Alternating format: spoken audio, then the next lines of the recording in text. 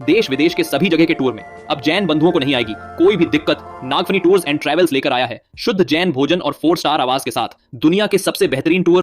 2025 के टूर की बुकिंग हो चुकी है प्रारंभ। आज ही संपर्क करके कराएं अपनी बुकिंग। संपर्क करें श्री महावीर जी, श्री भूपेंद्र जी, जैन। आपकी वर्ण व्यवस्था हो गई क्षत्रिय, वैश्य और ये वर्ण व्यवस्था। अब इसमें एक परिवार में भी अनेक हो सकते हैं, धर्म अलग नहीं, बल्दियत अलग नहीं, रिश्तेदार तुम्हारा शूद्र हो सकता है और तुम क्षत्रिय हो सकते हो। चलेगा चलेगा, क्योंकि आपका व्यापार के अनुसार सूत्र है, धर्म के अनुसार नहीं है। कर्म से शूद्र हुआ है। आप संबंध बनाओ ना व्यवहार में, कौन मना कर रहा है? क्योंकि आपका धर्म एक है और जाति भी, मार व्यापार में फर्क आया है, व्यापार में फर्क आया है। इसलिए इस प्रकार की कन्या का लेन देन करने में कोई बाधा नहीं है, क्योंकि धर्म एक है, गुरु एक है, भगवान एक है, नमोकार मंत्र एक है, जाति एक है, मार व्यापार अलग अलग है। इसलिए कन्याओं का आदान प्रदान था। बड़े बड़े विद्वान लोग इसमें चकरा रहे हैं कि जिनसेन ने किया शूद्र की कन्या ले सकते हैं, लिखा है। लेकिन शूद्र कौन है? आपका साधर्मी, आपका ही रिश्तेदार, आपका ही खून। 2 भाई हैं, एक भाई शूद्र है, एक भाई वैश्य है और एक भाई क्षत्रिय है। आप वंश में क्या कहलाएंगे? तीनों भाई कहलाएंगे कि नहीं? लेकिन व्यापार की अपेक्षा एक शूद्र है, एक वैश्य है, एक राजकुमार है, क्षत्रिय है।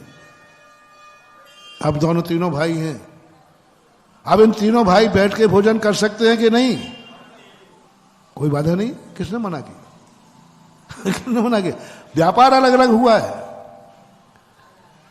व्यापार के कारण शूद्र, ब्राह्मण, क्षत्रिय आदि भेद किए गए आजीविका के कारण। वो आजीविका किससे कमा रहा है? इन शिल्प से, विद्याओं से, तो वह शूद्र आएगा।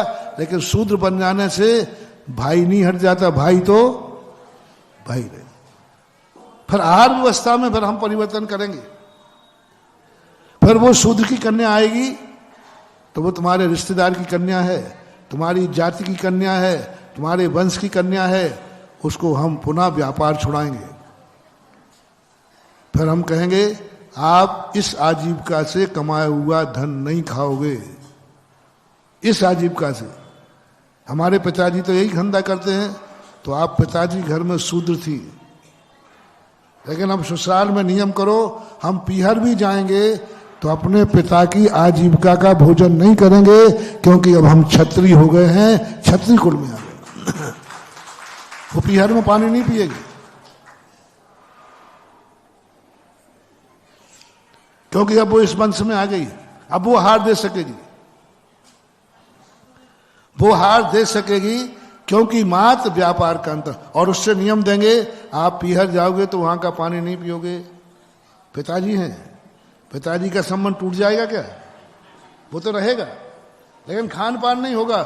उन पिताजी के यहाँ जो जूते चप्पल की दुकान है, उसकी आजीविका का भोजन नहीं करेगी वो कन्या। वहां का हम दाना भी ग्रहण नहीं करेंगे। बेटा पति का संबंध रहेगा तो वो तो नकार नहीं सकते, लेकिन अन्न जल का त्याग कर देंगे। वहां जाएंगे लेकिन हम अन्न जल ग्रहण नहीं करें। हम व्यवहार नहीं लेंगे, रिश्तेदारी का जो व्यवहार आता है, क्योंकि वो ये जो क्या बोलते तुम्हारे यहाँ माहरा, बच्चे होते ना, जब भेजते ननिहाल से आता ना, मम्हारा से, राजस्थान में महरा बोलते ना, माहरा।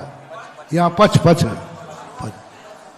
है, पच जा करके वो पच नहीं लेगी वो, क्योंकि वो पच आएगा तो किस पैसे की कमाई से आएगा? मान लो पिताजी के यहाँ जूते चप्पल की दुकान है, तो वो उस घर में पच नहीं आएगा, क्योंकि पच आएगा तो किस पैसे से आएगा? जूते चप्पल की कमाई से आएगा। वहां के कपड़े नहीं लेगी वो कपड़े भी जूते चप्पल की कमाई से आएंगे। यानी उनके संबंध तो बना के रखेगी, लेकिन उनकी कोई भी चीज ग्रहण नहीं करेगी, क्योंकि वो जूते चप्पल की कमाई से बन रहा है। बस अब ये नियम कुछ कानून समझ में आ रहा है कि नहीं? तुमने कहा था ना महाराज जी आपने महापुराण पढ़ा क्या? तो मैं बताता हूं मैंने ये पढ़ा है।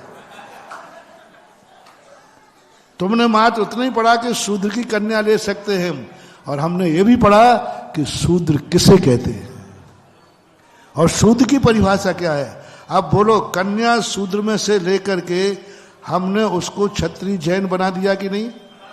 शर्त क्या रखी? वहां का अन्न जल भी नहीं, पैसा भी नहीं, कपड़े भी नहीं, लत्ते भी नहीं, जो संबंध है वो सब कुछ खत्म कर दिया। महात्मा बेटी का संबंध है तो कुशल क्षेम पूछते रहो। अब ऐसा आप करिए आप। और दूसरी बात, वो जातिगत शूद्र था कि कर्मगत शूद्र? वो तो हमारा भाई थे, हमारा भाई था, हमारे गुरु का भक्त था, हमारे भगवान का भक्त था, अपनी जनवाणी को स्वाध्याय करता था, वो सब कुछ था। तब ये संबंध कहे गए। इतना तो कोई विचार करता नहीं, और आज अराजकता फैल रही है। नहीं साहब आप जैन बनाइए। अरे जैन हो तो जैन बनाओ। तो ये कर्म की व्यवस्था का संबंध जो बनाया, ये बहुत बड़ी चीज थी महानुभाव। और आज धीरे धीरे यह कर्म की व्यवस्था डगमगा गई। अब क्या रूप ले लिया?